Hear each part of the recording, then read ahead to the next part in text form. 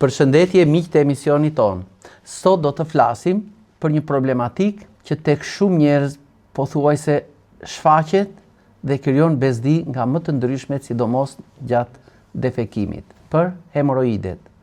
Pse nuk duhet të neglizhohen ato? Hemoroidet janë një nga problemet më të shpeshta të aparatit të tretës, por shumica e njerëzve hezitojnë të flasin për to. Trupi, tabuja dhe frika bëjnë që shumë pacientë të vuajnë në heshtje, të merren me vetë mjekime të paqarta ose të mbërrinë tek mjeku vetëm kur dhimbja, gjakderdhja bëhen të padurueshme, pra kur shkalla e përkeqësimit vjen duke u acaruar. Çfarë janë në të vërtetë hemoroidet? Janë zgjerime dhe fryrje të enëve të gjakut të venave në pjesën fundore të anusit dhe në pjesën e poshtme të rektumit. Në këto kushte normale, struktura vaskulare, pra ato venat, ndihmojnë që kur kjo është normale, realizon një mbyllje fine të anusit. Kur vena fillon të zgjerohet, atëhere ajo dobësohet dhe mbyllja e anusit vështirësohet. Në këto raste, fillon që këto vena të zgjerohen, të mbushen me gjak dhe të formohen këto hemoroide. Hemoroidet ne mund t'i klasifikojmë në dy grupe kryesore. Hemoroidet e brendshme, të cilat ndodhen në brendësitë kanalit anal dhe zakonisht nuk shihen me sy. Shpesh shfaqen me gjakderdhje të freskët gjatë jashtëqitjes ose me lyerje të feçes nga jashtë me gjak. Gjithmonë e theksojmë me gjak të kuq. Hemoroidet e jashtme ndodhen rreth hapjes anale në fund të anusit, mund të preken me dorë si gunga të vogla ose si kokra fasulesh. Më të këqija janë kur këto formojnë piksje të gjakut brenda tyre, pra krijojnë tromboz, japin dhimbje shumë të forta. Pse formohen këto hemoroide? Nuk krijohen nga një shkak i vetëm. Zakonisht janë rezultat i disa shkaqeve ose i disa faktorëve që veprojnë së bashku dhe rrisin presionin në venat e rajonit anal. Për shembull, një kapsullik i shtuar, një defekim një herë në 4-5 ditë ose 3 ditë, një shtyrje e fortë gjatë jashtëqitjes bëhet shkas për rritjen e presionit të gjakut. Një qëndrim i ulur për orë të gjata në zyrë, një drejtues mjetesh, një person që ngreh pesha të rënda, mund të bëhet shkas për fryrjen e këtyre venave në pjesën e anusit. Obeziteti dhe mungesa e aktivitetit fizik bëhet përsëri shkak për një rritje të presionit të gjakut. Shtatzania dhe lindja bëhet shkas për një rritje të presionit në venat e legenit dhe ndikon drejt për së drejti në formimin e hemoroideve. Një dietë e varfër në fibra dhe e pasur me ushqime të papërpunuara përsëri do të na ndihmojë në krijimin e hemoroideve. Qëndrimi për një kohë të gjatë në tualet, edhe sidomos siç e kanë disa të rinj që përdorin ndoshta edhe telefonin, edhe kjo na ndihmon, pasi duke qenë të ulur, gjithë presioni i gjakut shkon në këto venat e anusit dhe ato pak nga pak rrisin atë diametrin e tyre. Predispozita gjenetike, një dobësi e lindur e murit venoz, edhe kjo bëhet shkas për krijimin e hemoroideve. Po cilat janë ato simptoma kryesore që juve duhet t'ju shqetësojnë? Atëhere, nëse vëmë re një gjakosje, një skuqje të letrës higjienike kur fshihemi, duhet të shqetësohemi sepse diçka po ndodh me sistemin e tretjes. Në qoftë se kemi dhimbje ose djegje në zonën anale, sidomos gjatë jashtëqitjes dhe kur kjo dhimbje dhe djegje zgjat si thuaç 1-2 orë ose edhe më tepër, duhet të shqetësohemi se ka diçka që nuk shkon në sistemin e tretjes. Nëse kemi kryer dhe irritim rreth anusit, por që duhet na vej mendja edhe për parazitët, atëhere ne duhet të mendojmë që në sistemin e tretjes, në pjesën fundore të saj, qoftë edhe të sigmës, mundet që të kemi ndonjë skuqje të shkaktuar ose nga parazitët ose nga këto çrregullime që unë thash më lart. Nëse vëmë re sekrecione të lehta dhe mukozë që e lagin zonën e anusit dhe irritojnë lëkurën, edhe kjo pra një mukus, një si gjel, edhe kjo bëhet shkast për krijimin e hemoroideve dhe ne duhet ta vlerësojmë këtë gjë. Nëse kemi një vështirësi në ulje ose një qëndrim të gjatë ulur kur hemoroidi është i trombozuar, edhe kjo ne duhet të na shqetësoj patjetër dhe duhet shkojmë tek mjekët për ekzaminim të mëtejshëm. Nëse do të vëmë re qoftë hemoroidet e brendshme, qoftë hemoroidet e jashtme, ato kanë një shkallë ose një përshkallëzim të tyre.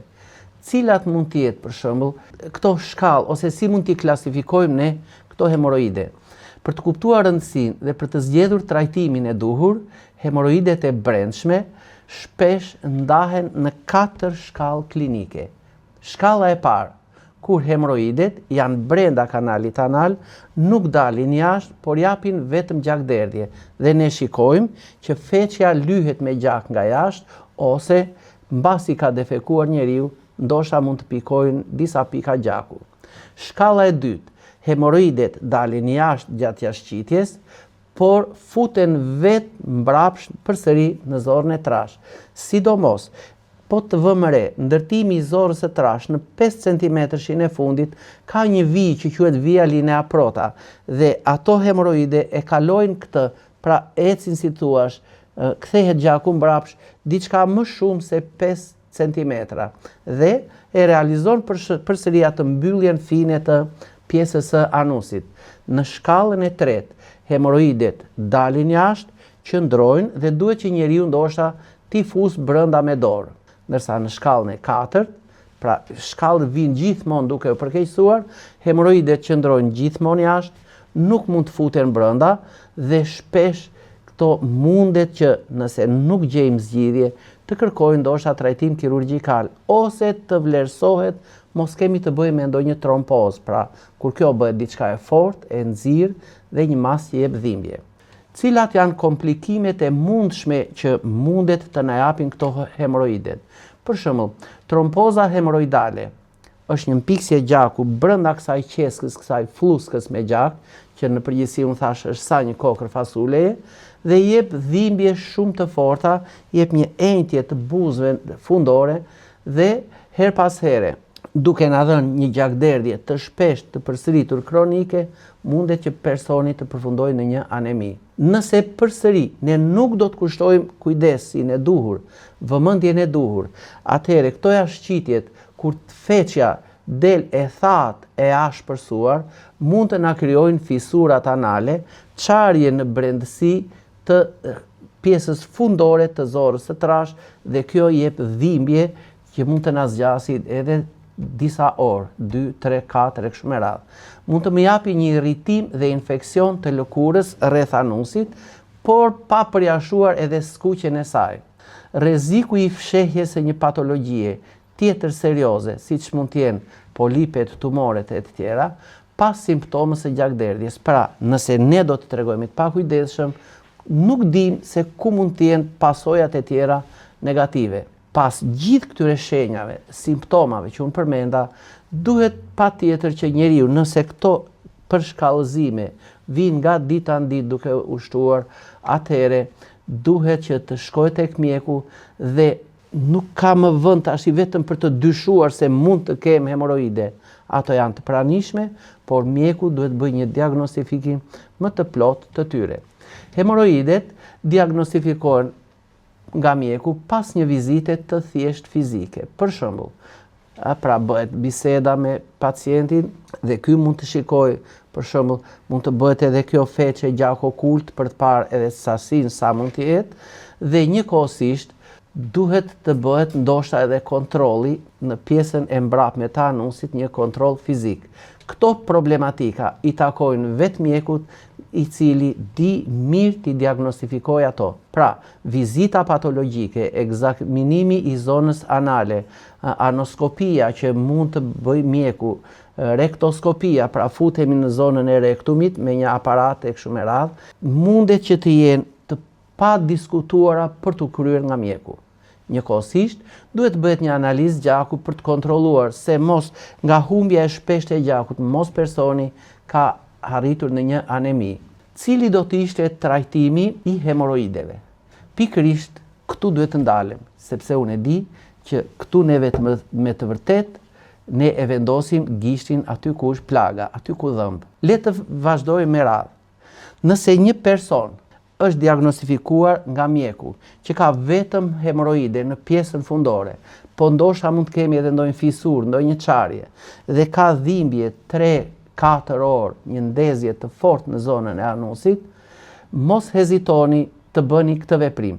Marrim një qep, e vendosim në furrën e sobës 100-110 gradë për 4-5 minuta dhe ndërkohë personi, pasi ka vendosur qepën, të shkojë në tualet, të defekojë, të pastrohet, të thahet, të vendosi kremin e hemoroideve, që do të filloj pak e nga pak të më forcoj ato muret e venave dhe të venulave që më japin këtë çrregullim të qarkullimit të gjakut. Mandej, mbasi qepa është bërë gati, është pjekur, e shohim që në anësore e nxjerr bulza ujë, i heqim atë lëkurën e jashtme të vjetrën, shkojmë tek ato fetat e qepës që janë të shtresëzuara, i shtypim, i bëjmë si brum, e lëm afërsisht sa të na vejnë temperaturën 42-43 gradë dhe e vendosim mbi anusin që ne kemi vendosur më parë edhe kremin e hemoroideve. Do të vëmë re, dhimbja, djegja, gjithçka qetësohen për 5 minuta. E mbajmë qepën ndoshta gjysmore, 1 orë ose sa të duam ne. Ky është një trajtim për të eliminuar djegjen dhe dhimbjet në fund të anusit. Po me hemoroidet, si do të vazhdojmë më tutje? Nëse ato janë të gradës së 3 dhe të gradës së 4, por të pa trombozuara, pra ne i shikojmë, i prekim me dorë, janë si kokra fasulesh, po të buta, atëherë mund të veprojmë kështu. Për të eliminuar disa nga shkaqet, ne përdorim pak bim për të përmirësuar lëvizjen peristaltikën, për të larguar parazitët nëse neve mund të kemi në zorë, që ato e skuqin dhe irritojnë zorën, dhe për të forcuar, si thuash, muret e arterieve dhe të venave. Atëherë, po të shikojmë tek rrushi i zi, është një lëndë aktive, shumë e mira për forcimin e mureve të arterieve dhe të venave, që quhet OPC. Atëherë, këto oligominerale të shumta, ne mund t'i marrim duke e konsumuar atë cipën lëvozhgën e rrushit të zi, sidomos kur ne vuajmë nga hemoroidet, së bashku edhe me farat e saj. Së dyti, mund të përgatitim çajin e kolitit, të shoqëruar ndoshta edhe me ndonjë lule bishtamithi ose lule basani, për të ndaluar, si të thuash, hemoragjin nga prania në këto të dy lule që unë përmenda më sipër, e vitaminës K. Së treti, përdorim një ushqim, pra pim gati 3 gota çaj nga çaji për kolitin, konsumojmë një mëngjes me musli dhe ndoshta në të mund të shtojmë edhe pak sheg tegër, ndoshta edhe një lugë gjellë me fara kungulli. Pra mendojmë që mund të kemi parazit dhe i toksifikojmë, i largojmë ato. Ky le të jetë mëngjesi. Tek mëngjesi në përgjithësi mund të shtojmë nëse kemi konstipacione të vazhdueshme. Atëherë, marrim vajin bimor mix, një lugë çaj, dhe vajin e lirit, një lugë çaj. I bëjmë që të dyja bashkë në pjatën e gjellës. Nëse kemi hemoragji të shtuar, atëherë ose vajin e lules së basanit, ose ekstraktin balsamik, të cilët do të më ndihmojnë pa diskutim nga prania e atyre mikroelementeve dhe të vitaminës K në ndalimin e hemoragjive. Nëse nuk i përtypim dot farat e kungullit, atëherë marrim pak vaj kungulli gjithmonë për pastrimin e parazitëve nga organizmi. Ky le të jetë një trajtim në mëngjes, pra çaj, mëngjesi dhe pak vaj. Pa harruar përdorimin e kremit të hemoroideve 1 ose 2 herë në ditë, i cili në brendësi të tij ka të hypericinën, lënda më aktive që ndodhet e lulja e basanit. Ka vetin të ndaloj, të mbyll plag puçra, të ndaloj hemoragjin dhe njëkohësisht të filloj të më forcoj ato muret e brendshme të arterieve dhe të venave. Nëse e bëjmë këtë trajtim për një periudhë kohe, 4, 5 deri në 6 javë, ju do të vini re që do të ndiheni mrekullisht mirë në ditët pas ditës së 6 të 7, gjithmonë duke u përmirësuar nga dita në ditë dhe do të jeni mrekullisht të kënaqshëm. Po nëse kam një hemoroid i cili është ngurtësuar, është forcuar dhe nuk po zbutet me gjithë këto trajtime që unë bëj, si duhet veprojmë? Veprojmë kështu, mbushim një gotë me ujë, hedhim në të 2 lugë gjelle rigon dhe vazhdoj t'i ziej 3 deri në 4 minuta. Lëndët aktive që ndodhen te rigoni, duke të shoqëruar edhe nga taninet, por edhe nga ato lëndët e tjera aktive, sidomos timoli dhe karbakroli, do më kalojnë tek çaji. E marr këtë ujë, pasi është ftohur, e kullojmë në kallëpet e akullit të frigoriferit dhe e vendos të ngri. Ditën tjetër, ose pas 5-6 orësh, kur kjo është ngurtësuar dhe janë bërë ato copat e akullit me atë ngjyrën jeshile të çajit, veprojmë në këtë mënyrë. Marrim një farsolet, vendosim kubin e parë të akullit dhe ngjitim mbi hemoroidet. Do të ndiheni dhimbje me të vërtet të forta, saqë dhimbja mund të shkojë në kokë. Por do të vini re një gjë interesante. Asnjë pikë lëngu nga akulli i shkrir nuk do të lagi farsoletën. Gjithçka funksionon kështu. Ky ujë nga presioni që krijohet futet në zorrën e trash dhe zorra në këtë rast na shërben me vërtet si një pompë thise, kështu tërheq. Mbasi shkriu kjo, vendosim copën e dytë të akullit. Mbas copës së dytë, vendosim të tretën, ndoshta deri tek e katërta.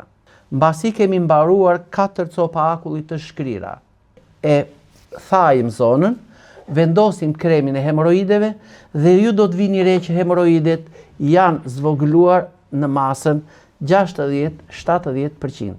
Bëjmë një 2 ditë pushim dhe pastaj me 2-3 copa të tjera akulli mund t'i vendosim ditën e 3 ose të 4. Atëhere, masa është zvogëluar më së tepërmi, mund të ketë ngelur 10-15% e volumit të hemoroideve, vazhdohet trajtimi me çajrat, me kremrat dhe me këto vajra që unë përmenda, dhe ky hemoroid me kalimin e kohës pak e nga pak vjen gjithmonë duke u zhdukur.